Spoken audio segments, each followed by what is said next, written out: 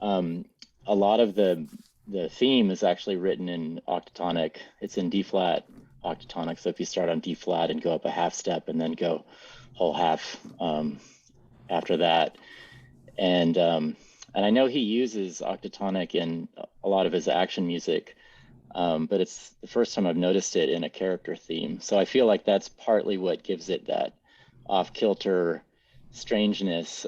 So it has like a feeling of a tonal center, but there's so many accidentals that are unexpected. Hmm. And then interestingly, the accompaniment is in a different octatonic scale. So it would be in C octatonic. If you start on C and go up a half step and then go whole half after that.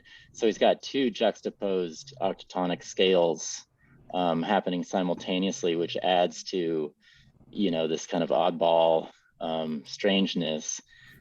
And then there's one other way you could look at that accompaniment in terms of maybe how he was kind of conceptualizing or organizing his thoughts around it is that you could say it's C octatonic. You basically have C and then D flat and then E.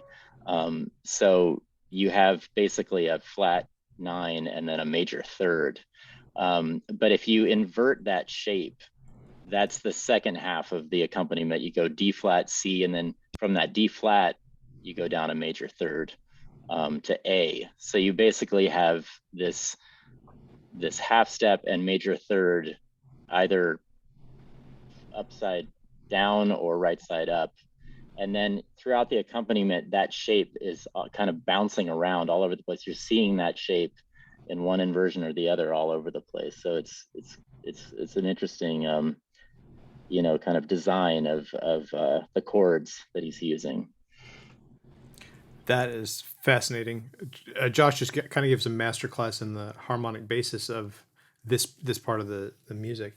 The thought to use two juxtaposed octatonic scales to create that off kilter feel. I mean, even one octatonic scale would give you some of that, but to use two juxtaposed a half step apart, that's amazing.